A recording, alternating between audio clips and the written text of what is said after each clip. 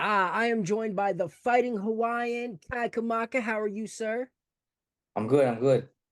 Thank you for joining me. Currently 1-0 in PFL on a four-fight winning streak, set to face Pedro Carvalho at PFL 6 on June 28th in Sioux Falls, South Dakota.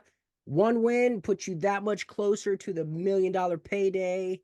What are your thoughts on being in a tournament where there's that sizable grand prize at the end of it? I mean, it's a big deal. You're put in this pool of fighters, this roster of fighters for a reason. And but all in all, I mean, I'm not worried about the million yet. I got somebody else in front of me leading up to it. Step two out of four. So I mean, yeah, that's all I'm worried about. PFL, they're doing things differently, right? They have this point system, it's a tournament. So a loss doesn't mean you're out of it. But if you get a first round finish, you get 6 points, versus a second round, third round finish or a decision. Do you feel like that entices you to maybe force the finish more so than a regular MMA fight? I mean, at this point in my career, I mean, not really, not really. I'm not looking at the end prize. That's why. Like, I'm looking at beating the guy in front of me, winning the fight in front of me, fighting the guy in front of me. And you gotta win. You gotta fight. You gotta fight the guy in front of you.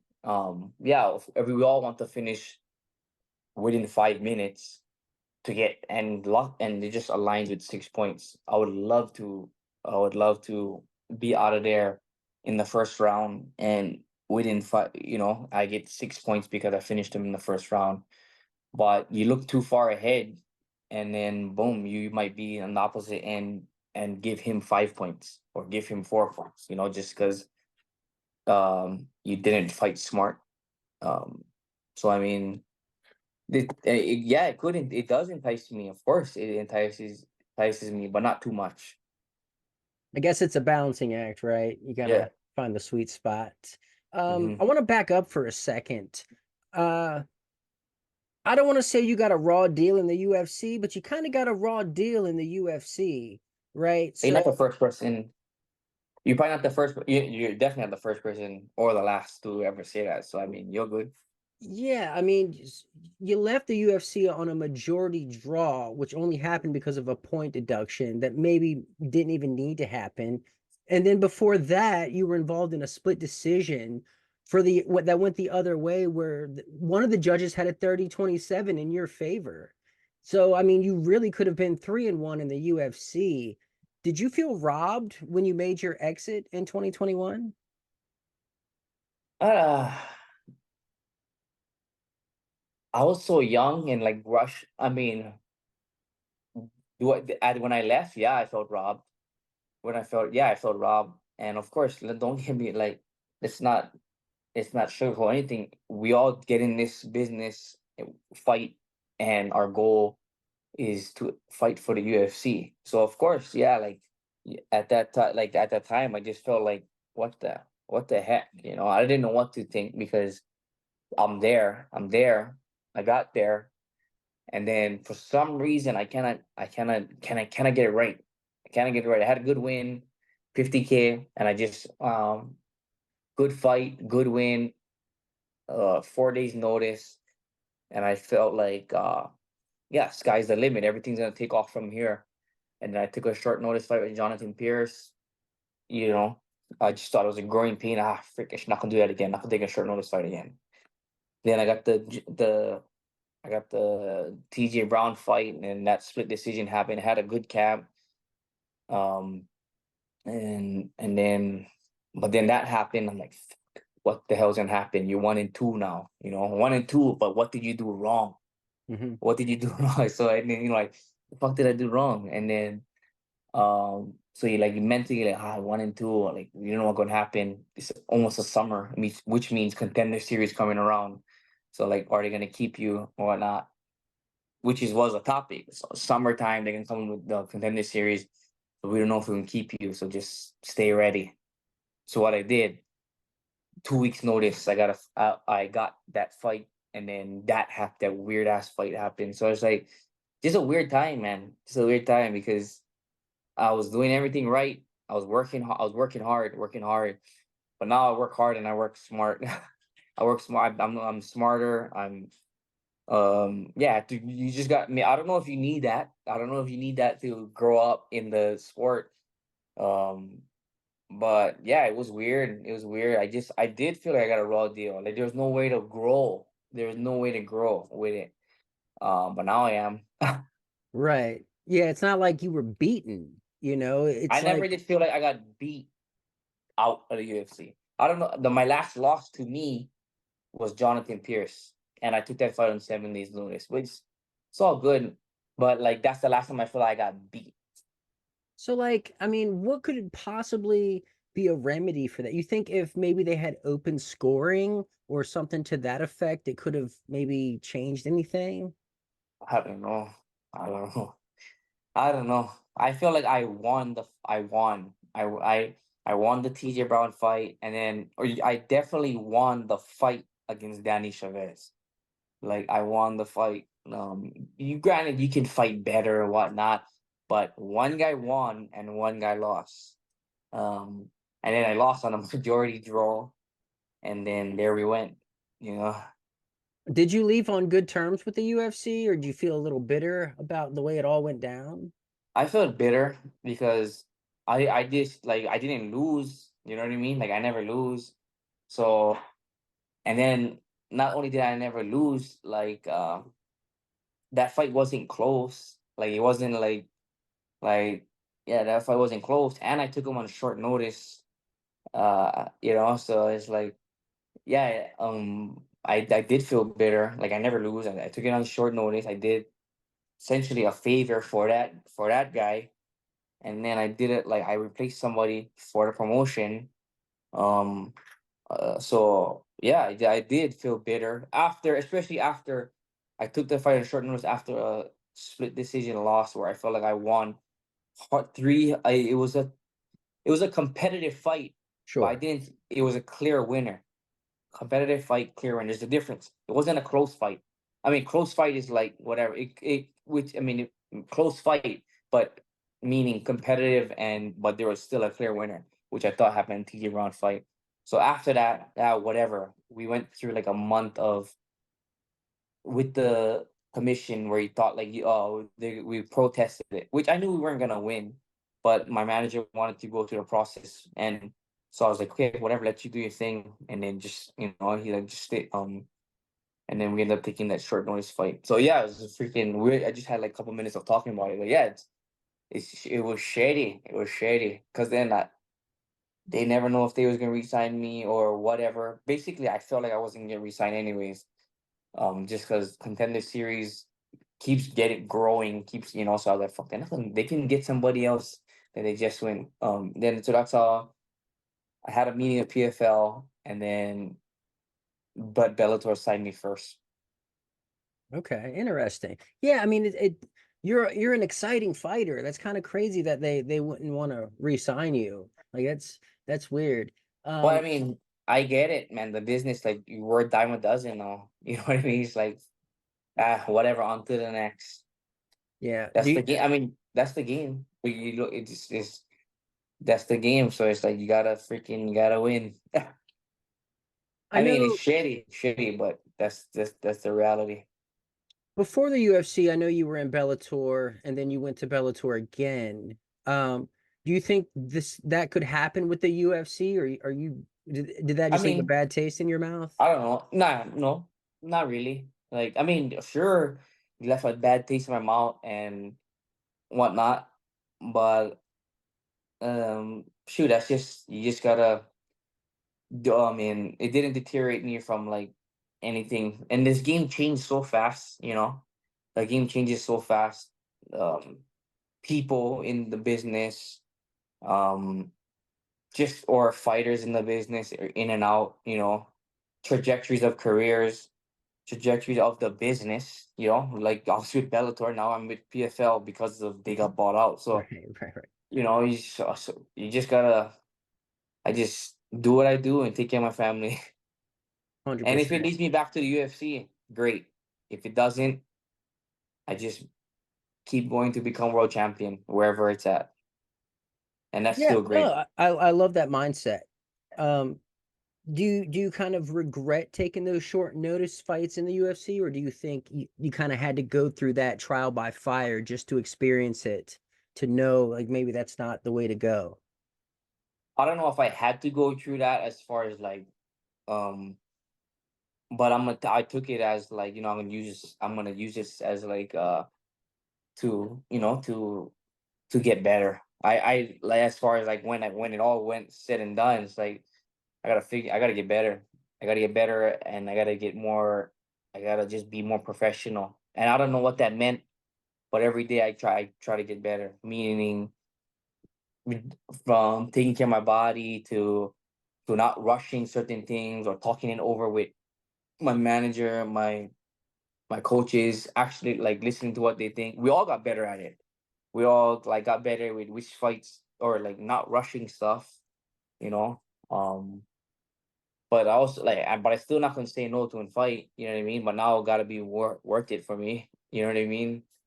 Um, so I mean, I might take one short notice fight, but gonna be worth it. Right, right. You know. So I mean, everybody got better in the process. So it's hard to say like I need to go through that or not. But I used it as a way to get better. So, nicknamed the Fighting Hawaiian, of course, pretty dope. You actually had the chance to compete in Hawaii for Bellator, which is kind of a big deal, right? Like that's pretty rare. Are you shocked that the UFC just refuses to go there despite having, someone as big as Max Holloway? Does that kind of weird you out? No, it doesn't, because I know a little bit more on why they don't go to to the Hawaii in general. Um, I mean, to be straightforward, the UFC is way bigger than any other promotion. You know what I mean? Like, it's they're the beast. So I mean, going to place like Hawaii would take a lot more. I mean, would take a lot more, and Hawaii has a lot more requirements for somebody for like for I would say for an event as big as what UFC would bring. There's taxes involved. There's live event taxes that the state, Mm. charges, tourism tax, Oh wow. which, yeah, so there's a lot of things like that of having an event like the UFC would bring to Hawaii. So yeah, it's not just you have Max Holloway, and because Max Holloway is big, you know what I mean? He's the biggest, he's one of the biggest stars from Hawaii right now. Obviously the biggest MMA star, and there's other star athletes, but the biggest MMA star by far, and why they would bring him, and one of the biggest UFC athletes, MMA athletes right now in the world, based on what he's done, and of as of current. So I mean, it's still, I mean, yeah, there's just much more to it than why the UFC is not going there. They want to go, but they're the event that they would bring and how massive the UFC is, it's gonna cost them more than what it would cost other promotions, No, that makes because sense. they're just not as big. It doesn't, so it wouldn't require them to get taxed as much. No, that makes perfect sense with the taxes because the UFC is on this shtick now where they want site fees. Like, so No, they want the cities to pay them. that's exactly what it was. And I think, I mean, the site fee that Hawaii was gonna give, what wouldn't be worth it. That makes sense. And the weather, like, there's a lot of things, like we don't have like an arena that would seat like the number like a covered arena that would seat more than like 20,000, or like there's like 8,000, 9,000 covered, and then that's like the biggest, 9,000, like 9 to 10,000 covered. But you bring somebody like Max Holloway to Hawaii, it's gonna be bigger than that, which we only have Aloha Stadium, which is uncovered, and then you have Hawaii weather that is it's island weather. Right? You know, it just depends on what it looks like outside that day. Yeah, that makes sense. That makes sense. I guess it's not entirely the UFC's fault. Yeah, I It's just mean, a and so if business. you would bring an event like the UFC to Hawaii, you would have it in a 52,000 seat arena uncovered. You would have to cover it, which would take a lot too. No, that makes sense. So you're with the PFL now. Was that kind of weird how you were talking to them after the UFC and then went with Bellator just for PFL to come in and buy Bellator? Yeah, kind of. I mean, when you look at it now with the way my career went, UFC, PFL, Bellator, not by any like kind of not by choice. I didn't like choose to travel to all three, you know, obviously because of the way the UFC went, and then did was doing well in the PFL. I mean, the Bellator and climbing, and then end up in the end up with PFL after one of my biggest wins. How do you feel about the format? It's a tournament, and so they're almost like all short notice fights, but not really. Like you know exactly how much time you have between fights. Does that work better for you? Or do you wish you had more time in between fights? I know everybody's different. Um, it's hard to say because I was outside, and you just deal with different problems. I think you just deal with different problems, um, based off of what the format is, and their format, that's what you're in, so that's what you gotta adjust. You gotta adjust to the format. And right now I'm in the second fight, and I win this fight, then I think I could answer this question a little bit better. um because I gotta carry whatever from the first fight. You gotta recoup, and Mhm. then you gotta get to that next fight. Yeah, and your PFL debut was against Bubba Jenkins, who's actually from my hometown. So I have to salute you for nullifying his wrestling. Like you shut him down completely. Like that was pretty wild. Um, did you have to, were you training extra for the wrestling for this one? No, I wasn't training extra wrestling. I mean, I was training hard wrestling, but I never do anything. I never seek anybody outside of Extreme Couture because our gym, we just have a lot of great high level guys. Um, I mean, there you adjust to every fight. Every war is different, but I knew that I had the capabilities in MMA to beat him and beat his wrestling. You know, this is MMA. This is not like he probably beat me in a wrestling match, Sure. but I wrestled in college. I'm a kickboxer, boxer, wrestler. So I mean, this is MMA, and he wrestles in MMA when I fight MMA. Like, Mhm. so that's the biggest difference. He's worried about wrestling in MMA when I'm in a fight. So I think like I'm worried about everything. I'm training everything. I'm getting better at everything. When I feel like he gotta implement wrestling only, or that's what he gotta do to win. Were you Because I surprised at can how many hold up. kicks he threw? Yeah, I think that was just it was different. It was a lot of different things. It was mental to where he wanted to feel comfortable in the fight, so to be in my fight. Um, and then uh, yeah, he wasn't trying to expend as much energy, you know, make himself feel comfortable in a striking match. And then maybe they was training that, um, and then he was trying to blend his wrestling. But so I mean, I don't know if I was surprised by it because it didn't matter to me. Because I mean, I knew what he was. I just knew what he was. Come on, it's written already. He gonna wrestle, Mhm. and so the more you throw kicks, I mean, go ahead because you're gonna get tired because that's not you. That's not what you do. So I Mhm. mean, and the more you do it, the more uncomfortable you're gonna feel eventually. And he was trying like he fought a good fight too. I think that was the best he looked in a long time too. Like he didn't look withered, but like he looked like strong mind the whole way. Um, so he looked like he prepared well for the fight. Um, but I don't think he knew how good I was. Yeah, I mean, you handily beat him. I'll say that, and everywhere. On Yeah. top of that, your next opponent, Pedro Carvalho. Um, I kind of feel like he got a raw deal in his last fight. He fought Yeah, Brendan Loughlin now and he got a raw deal. He definitely was hurt. But I mean, he got hurt. He got flash knockout or flash knocked down, and then he was getting Pedro was coming on. I mean, Loughnane was coming on hard, but he definitely recovered. He just got yeah, he did. He definitely recovered, that is one of the most premature stops I've ever seen. especially And after he tripped, like he got ankle picked. yeah, Like it exactly. was literally right when he ankle picked, he got Right. stopped the fight. I don't Yeah. know what told the ref.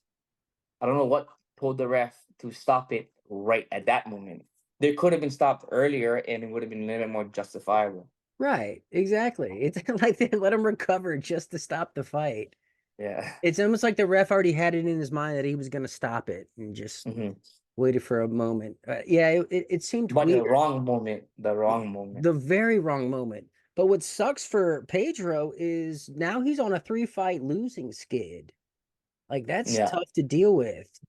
Do you think that makes him more dangerous? Well, I don't know. I mean, maybe it does. Maybe. But for how long? 5 minutes. I mean, it only can make you dangerous. I mean, this just yeah, I don't know. I mean, maybe it does, maybe it doesn't. Kind of Um, worried about that. I believe he's fought a couple of your teammates also, most recently Jeremy Kennedy, JBC, who's a beast. Uh, and I know you and Jeremy have very different styles. Your fighting styles are pretty different. He's a heavy grappler, heavy wrestler, but is he helping you out for this one? Is he giving you like a blueprint on how to win here? No, not Jeremy's like my main training partner. So even though we have completely different styles, um, he's my main training partner. So I'm gonna take as much as I can from what he's felt in there and put it into my approach as well. Like take into account how I approach the fight. No, so I mean, on different positions that he's like where Pedro felt strong, where he didn't. I mean, it's good. If he's my main training partner, he travels with me. He's always with me, so of course I'm gonna hear it. I know he had the bag for all the minutes when they Mhm. fought. Is there anything in your mind that's like maybe I should take his back also, or you're like, you know what, I'm just gonna keep it standing and do my thing and put this guy out? Um, no, I don't really plan to ever keep a fight standing or whatnot. I mean, that's just like in the fight, that's what I'm seeing. That's what I'm seeing. That's where I feel like I have the advantage in the most recent fights. So I mean, if it calls, I'm gonna double leg him, take him down. I mean, I'm predominantly a wrestler. I've kickboxed. I'm a MMA. I'm a complete MMA fighter. I feel like I wrestled in college. My if the most skills that I have in my mind, in my skill set is wrestling. Um, like that I can confidently say like that's my stuff. Hmm. Like that's like that. Like I would if I had to coach a class on, I would like wrestling would be the one I'd feel the most comfortable coaching. Wow, So, yeah. that's a little surprising because it seems like you just love to stand and bang. Like it seems like you love just Well, I banging mean, it out. if the next class I would coach would be an MMA striking class, not a kickboxing, not a boxing, but an MMA striking class, that I feel like that's the next big one that I'm really good at. So when Pedro fought JBC, I think the most success I remember him having, like he jumped a guillotine early in the fight, which didn't pan out. But like what would you say is Pedro's strong suit? Like where do you think he's most dangerous? Lawing you into his fight, like he tries to mm, yeah, he tries to law you into his fight, so you cannot lose yourself. Makes sense, yeah. Yeah. Well, how do you see it playing out? Do you think it's going to go the distance? You think you'll get him out of there quickly, or how do you exactly envision this specific fight playing out? I don't know. I think about the fight in different ways. Um, I just think about the fight in like in techniques, in different techniques on like and body positioning. So I mean, if he's still there after 15 minutes, he's still there. But I just feel like I'm better, complete athlete, smarter, um, more technical, more clean. So I mean, if I do my job, I do my like, I'm gonna be victorious. So you're at Extreme Couture, which is a hell of a camp, I gotta say. A lot of killers in there. Do you ever spar with Sean Strickland? No, I don't spar with Sean Strickland. So the big right now at we like they I don't know when, it's been a while. We made like a schedule change to where like the big guys spar at 10 and we spar at 3:30. So Sean coaches me in a lot of, because he'll do like his mid session in the afternoon, and he'll coach me and like a few other guys in like our rounds. Um, yeah, he's a friend of mine. So, of course, you're picking him against Paulo Costa, right? You got to. But how Yeah, do you exactly see that fight going? I think um I think it has a better jab than Paulo Costa. Um, Sean is probably more efficient with his energy than Paulo Costa. Paulo Costa has good cardio though, because as far as how explosive as he is, he can sustain that for like the whole three. I mean, 3 rounds. But I just feel like Sean is a little bit better at being efficient at his energy, with his energy. You think there's any chance that Paulo comes out trying to wrestle? Yeah, yeah, yeah. I feel because he can't, like, obviously that's how he lost against Dricus, is he ate up some clock, and um optics plays a big role in um the fights, fights nowadays. Yeah, big time. I think that was one of Benson Henderson's biggest assets was his no sell, as they say, his ability to get hit and make it look like he didn't get hit. And I feel like Hmm. he ran with that. And some fighters have the opposite problem where they get hit and they fly all over the cage, and maybe they didn't get hurt and they didn't get rocked, but it just looks bad. It's the optics. So yeah, Yeah. I think you're right about that becoming a big. It's like an X factor in fights nowadays. Hmm. Well, who are some of your sponsors? The people helping you out, getting you ready, getting you prepared. My biggest sponsor is Restaurant 604. It's a restaurant chain in Hawaii. If you ever get a chance to go there, tell them I sent you. Yeah, they're right next to Pearl Harbor, Wow, right next to the airport, and they got a few the the state. And then Dude Wipes is a sponsor that I've been working with this year with the PFL. So say. You got any special thank yous you want to give out? Anyone you want to give a special shout out to? thank you. Thank you for you, the media, to be talking to me, covering this sport, being interested in the sport, and yeah, I just want to take care of business on June 28th, and then move on to the next round of the $1 million chase. That's right. Awesome. Well, how can people follow you on this journey? What are your social media handles? Kai Kamaka with an I at on Instagram and Twitter. So Awesome. Well, Kai Kamaka, thank you so much for joining me. Pedro Carvalho is in your crosshairs June 28th in Sioux Falls, South Dakota. Best of luck to you. thank you. See you, buddy.